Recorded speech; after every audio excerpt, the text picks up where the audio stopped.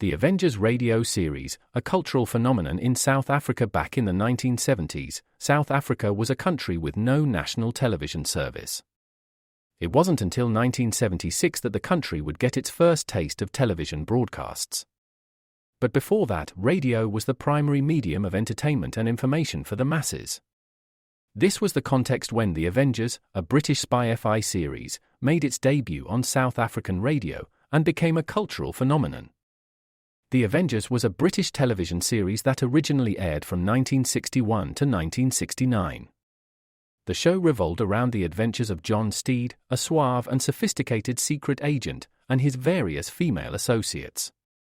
The series was a unique blend of traditional spy thriller elements with science fiction and fantasy, which set it apart from other shows of its time. While the series was hugely popular in the UK and had also made a significant impact in the American markets, being one of the rare British series given a network transmission slot, it was virtually unknown in South Africa. This was primarily due to the lack of a national television service in the country until 1976. However, as a film series, The Avengers was able to gain some exposure in South Africa through film rentals. But it was the launch of the radio series that truly brought The Avengers to the masses in South Africa. Come and listen at www.myclassicradio.net.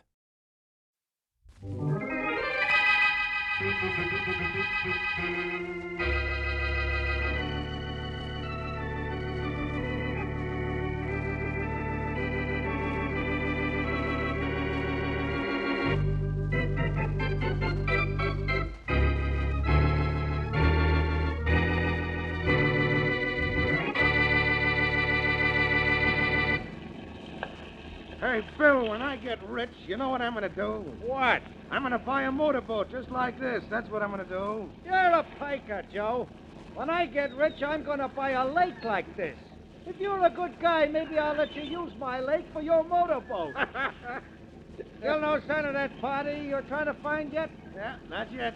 Hey, what's the story on this thing we're on? They didn't tell me anything at headquarters except to meet you up here and take orders from you. Well, we got a tip from some citizen that he saw something dumped in the lake.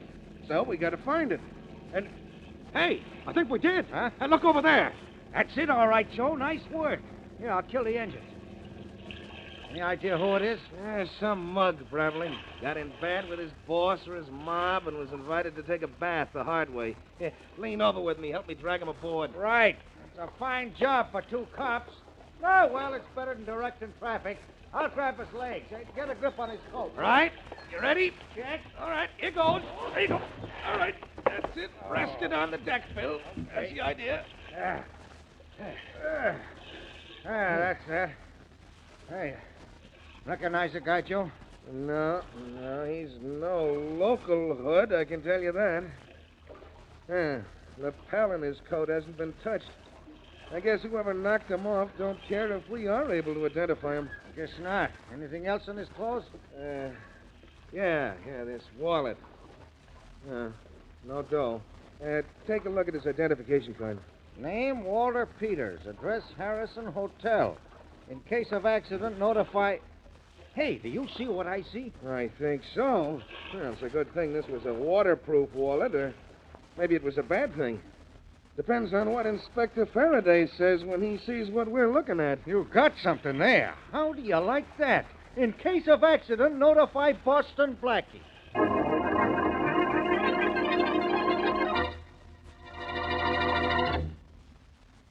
And now meet Dick Calmer as Boston Blackie.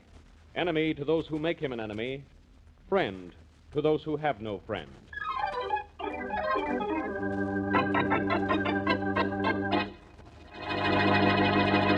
Blackie, what do you mean you don't know the dead guy? Wasn't your name in his wallet? Didn't you see it? In case of accident, notify Boston Blackie. I saw it, Faraday, and I read it for you so that you'd know what it says. But I still don't know Peters. I never saw him in my life. Wait a minute. You're holding something back, Blackie. Yes, my temper. Now, excuse me, Inspector. I have a date with Mary. She's much prettier than you. Her apartment is much nicer than the morgue here, so I really must run along. You stay here if you like. Talk to Peter's body. Your mind and his have a great deal in common. Blackie, we fished Peter's body out of the lake this morning. Congratulations. What'd you use for bait? Aha. Skip it. I'm sorry I got you down here. But after your name was on that card, I thought you might help us find out what racket this guy was in. You thought? That's where you made your first mistake. Inspector Faraday, Yeah, Joe, what is it? we just had the police laboratory go over the clothes we took off that dead guy Peters. So? So nothing, except that we found they were hand-tailored, good material, and were soaked with salt water. After you dragged them out of a lake, what did you expect? They'd be soaked with kerosene? No, I just thought I'd tell you, that's all. You see what I'm up against, Blackie. I get no help at all from anybody. I wouldn't say that. Salt water, you said, Joe? That's right, Blackie. And the body was fished out of a lake? Hey, that's right. Lakes don't have salt water in them. That's what I was thinking. Oh. You know, Faraday, this is getting interesting. That guy must have been drowned twice. But why? Why, he asked me. How do I know why? I don't even know why he was drowned once.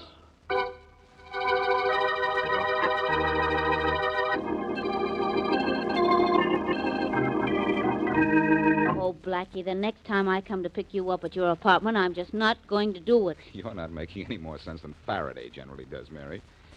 The next time you come to pick me up, you're not going to... What kind of talk is that?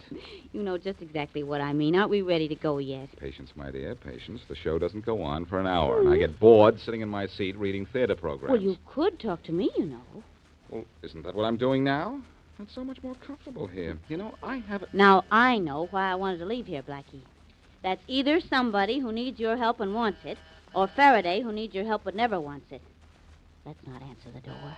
Aren't you at all curious, Mary? Oh, yes, I am. I'm dying to see how the play we're going to starts. Well, suppose that is somebody who needs help at the door. I wouldn't feel right about not answering. Oh, golly, I guess I wouldn't either. I'll go. Thanks, Mary. I knew you'd feel that way. Maybe it's only the boy with the papers. No, nothing that good could happen to me. Yes? Blackie here? Yes. Please he come is. in. I'm Boston Blackie. Thanks. Hi, Blackie. I'm Beth. Bess? That's right. I run a tugboat down at the waterfront. Who's this? I'm Mary, and I'm pleased to meet you. Is there something I can do for you, Bess? Yeah.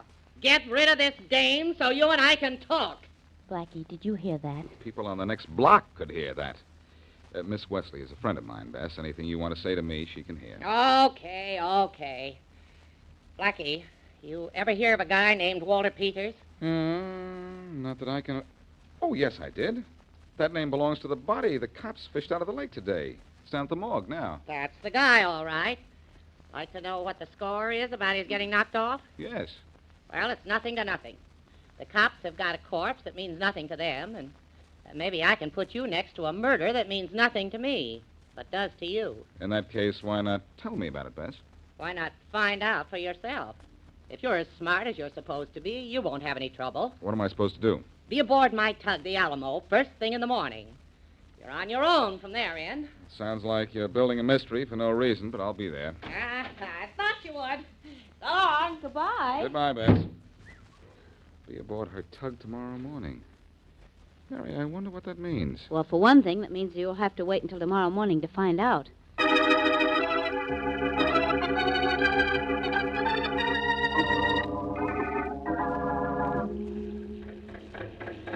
You didn't mind leaving that Mary Wesley friend of yours on shore, did you, Blackie? I wouldn't say that exactly, Bess, but Mary isn't much of a sailor, and she didn't mind.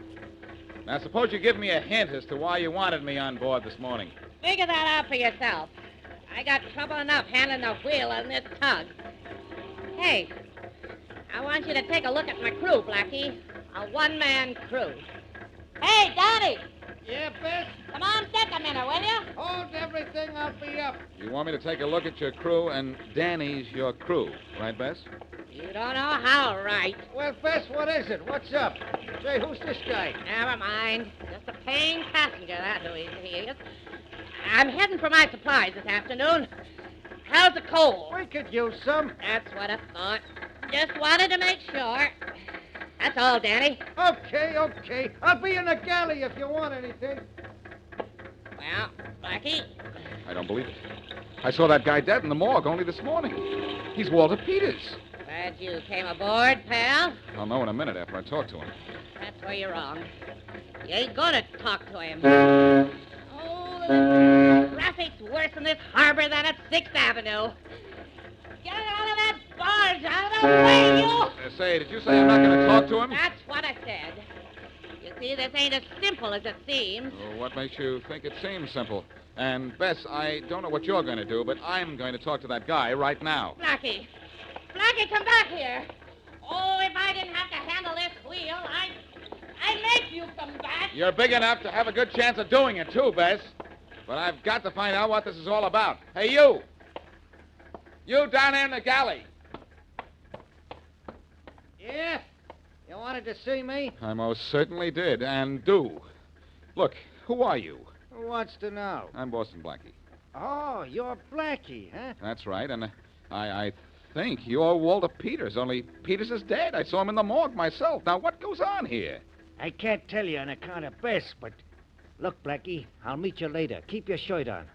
I'll be in your apartment at 4 o'clock this afternoon.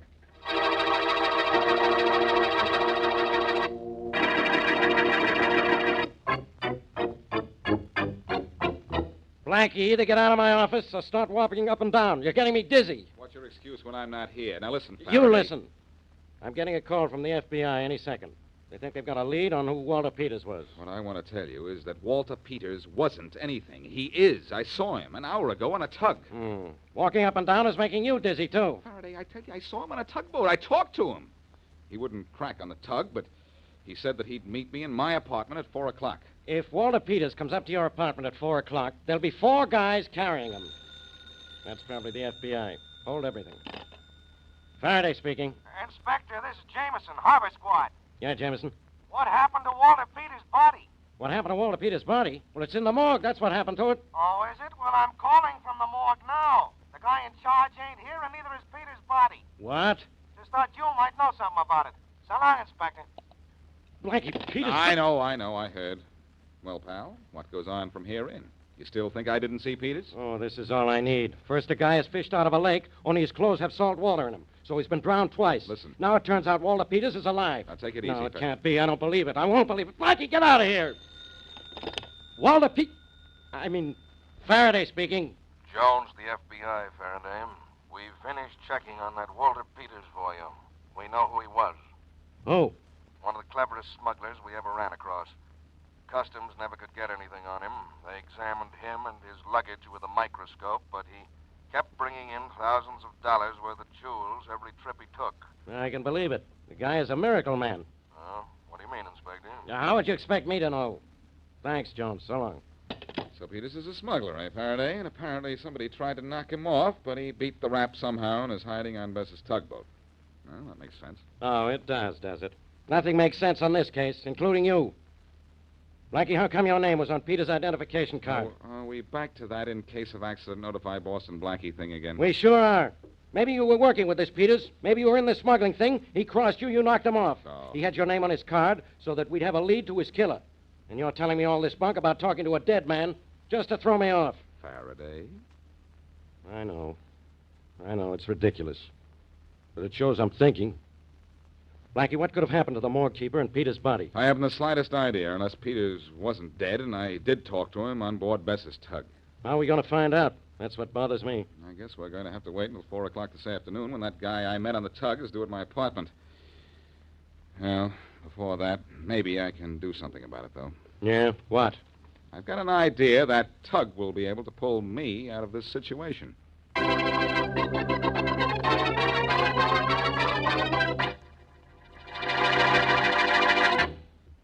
And now back to Boston Blackie.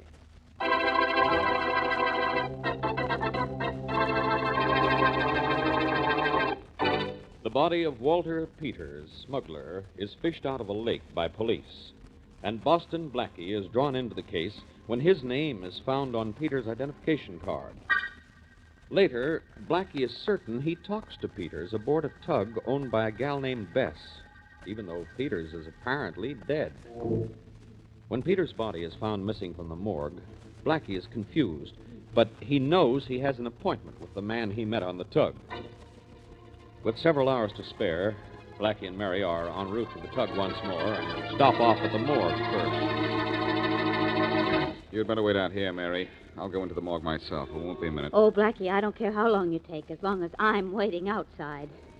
There is something about a morgue that, well... Most of the people inside don't seem to mind. Be right with you. Okay with me. Oh, hello, Jameson. You on duty here? Hi, Blackie. I'm still in the harbor squad. Just trying to get a lead on the Peters murder. Oh. Listen, I was in Faraday's office when you called in to say that the morgue keeper and Walter Peters' body were missing. Oh, that. Well, they're not missing anymore. Say that again. Slower this time. They're not missing anymore. The morgue attendant had gone out for coffee before I got here. When he came back, he told me where he was and what happened to Peter's body. What did happen to it? Well, it was claimed a relative of his, a big gal named Bess something or other, came in for it and took it with her. Well, that clears that up. Or does it? Huh? Never mind. I can't very well explain something to you that I don't know the answer to myself. Thanks, Jameson. Nice seeing you. Right, Blackie. Sorry you can't stay till something breaks on the Peters case. I got nobody to talk to in here. You got plenty of people to talk to, only nobody can answer you. So long. Well, that was fast, Blackie. Yes, it was. I'm glad I stopped by. I've got some information, even if I don't know what it means. Let's see, if it's 2 o'clock now, I have until 4 to keep my appointment. We're going down to the waterfront, Mary. Are we? What for, to get a lead on the Peters case? That's right. If Peters is really dead, I want to know who killed him. If he's alive, I want to know what's going on. And I have an idea one person can give me all that information. A girl named Bess.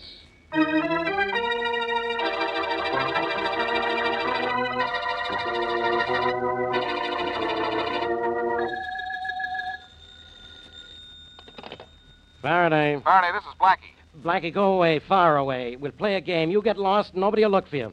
Blackie, don't bother me. Kid, if you think you've been bothered before, listen to this. Bess is missing. Bess. The gal I told you about. The one that owns that tug. Not only is she missing, but the tug is gone, too. Neither of them are here in my office. Why bother me? She's the key to this whole case, Faraday. I'm down at the waterfront now. Nobody has seen her or the tug since this morning. Now, I want you to call out the harbor squad and try to find out what happened to her. But she's the gal who called for Peter's body at the morgue, isn't she? That's right. Well, what's making you so sure she's the key to this case? Well, I've just figured out something. Peters was a smuggler. She ran a tug. This thing's beginning to make sense. Not to me. It's making sense, not miracles. Oh, yeah? Maybe she and Peters were a team. Don't ask me about the rest of the story. I don't know it yet. But I've got to get back to my apartment to meet the guy that I think is Peters. And I want you to look for Bess. I'll get down to the harbor right away. Blackie, why is it that as soon as you're mixed up in something, all of a sudden everything is mixed up?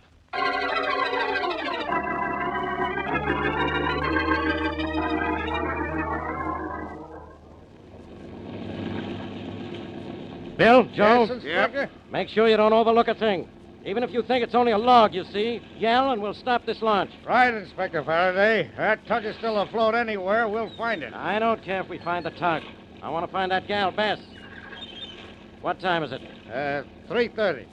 In half an hour, Blackie's got a date with a guy he thinks is Peters. If it turns out to be Peters, you'll be searching for another body. Mine. This thing is getting me a little wacky, too, Inspector. I don't see... Inspector, there's a body in the water, swimming, on the port side. Where's that, Bill? That's the left, Inspector. Oh, you don't have to tell me. Hey, that's right. There is somebody in the water. It's a dame. Head over that way, Joe. I'm heading toward her. She's alive. That's something. Careful, Joe. Don't run her down. Don't worry. Whoa, she's a big gal.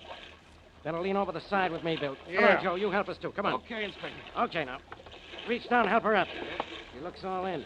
Hey, lady, let's have your hand. That's it. Get ready to grab her other hand, Bill. Okay. Joe and I'll pull. Ready? Right, Inspector. Up she goes. She's really all in, and no kidding, Inspector. So am I. Put her on the deck. There, that's the idea. She must be conscious, or she couldn't have been swimming. I'm conscious.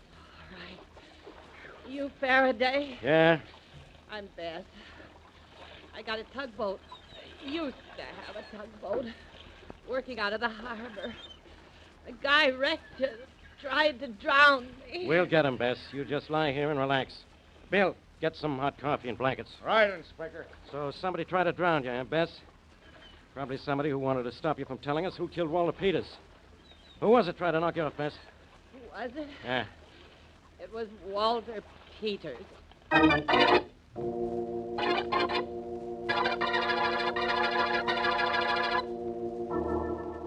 What time is it, Mary? 20 after 4. Hasn't changed more than a minute since the last time you asked me, Blackie. Oh, I'm sorry. Yeah, 20 after 4. That guy isn't going to show, no question about that. We're on everybody's hate parade today, aren't we? Faraday hasn't even called back. Well, maybe his harbor police haven't found any trace of Bess's tugboat, and he hasn't got anything to tell me about. Faraday's a good cop. If that tugboat is still afloat, he'll find it. What did he say when you phoned him and told him Bess was missing? That kind of talk isn't meant for your ears, lady. Oh, okay. What time is it? Oh, Blackie. Oh, I'm sorry. Mary, how do you figure this case? You should have a theory about it. It's so completely wacky, I can't find anything to hold on to. Well, as a matter of fact, I do have a theory. You know, Oh, maybe that's the guy I had the appointment with. Don't go away, Mary. Don't worry, I won't. Hello. Blackie, this is me. That guy show up? Not yet, Faraday. Why? Why? I'll tell you why. Because he isn't going to show up. We just fished your friend Bess out of the harbor. What? Tried to drown her, she says. Only I don't believe it. What do you believe? I think Bess killed whoever it was that was supposed to meet you. You told me yourself she didn't want you to talk to him. She knocked him off, then faked this swimming business so it would look like he tried to kill her. You say Bess is safe? She's in the Willis Hospital. Claims she's suffering from shock, but she's faking. You want to see her? You bet I do. I think you've got this thing all lopsided, pal, and I'm going to straighten out that case and you at the same time.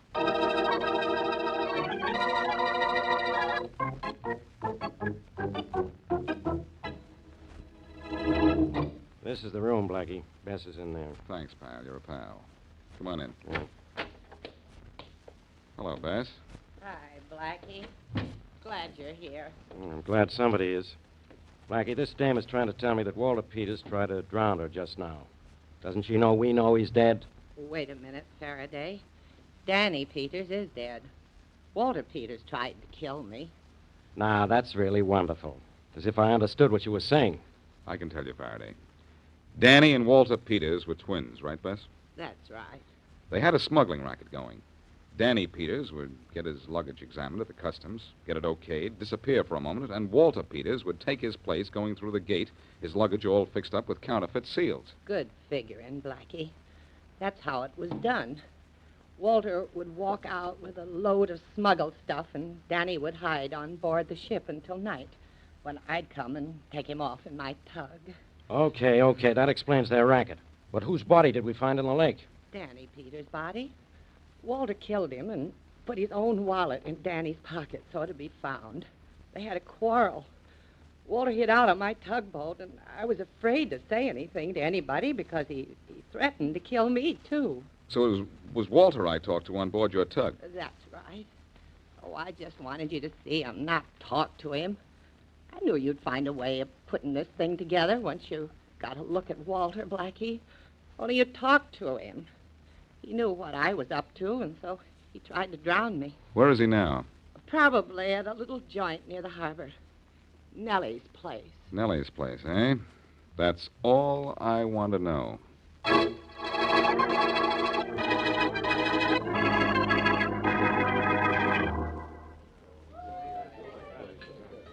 Hello, Peters. Oh, it's you, Blackie. Sorry I couldn't get to keep that appointment at your apartment. I'm not. If you'd come up there, you'd probably have filled me with a pack of lies and got me even more confused. Trying to knock off Bess gave your hand away, but good. Bess is alive? And kicking. Kicking all over police headquarters. My friend Faraday wanted to send some cops down to pick you up, but after all the trouble you gave me, I figured I'm entitled to the fun of bringing you in. You call it fun, eh? What do you call this? I call that a sucker punch, leading with your right. Here, lad, learn a lesson. And here's a little homework to practice on.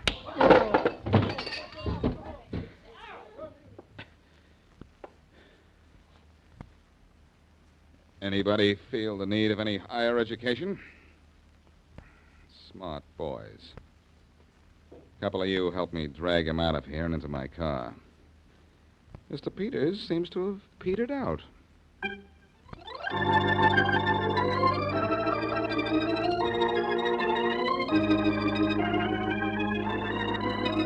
Blackie, about the only thing in this case I don't understand is why Danny Peters' body was drowned in salt water first and then dumped in a lake. Well, I coaxed his killer to tell me, Mary. Oh. There was a fight on the barge. Walter knocked Danny overboard, and when Bess fished him out, he was dead. Walter wanted that body as far from the harbor as possible, so he carted it to the lake and tossed it in. Oh, well, there's one more thing I just thought of. How come your name was on the identification card found on that body? Well, that was to make sure that Faraday was called in on the case so that when the body was found, headquarters in the city would list Walter Peters as dead. Walter knew that my name would bring Faraday on the run. That's why he put the name on his identification card and put it in his brother's pocket. All of a sudden, I think of more questions. Here's one more. Why did Bess claim the body of the dead man from the morgue? Well, Walter made her do it, I guess.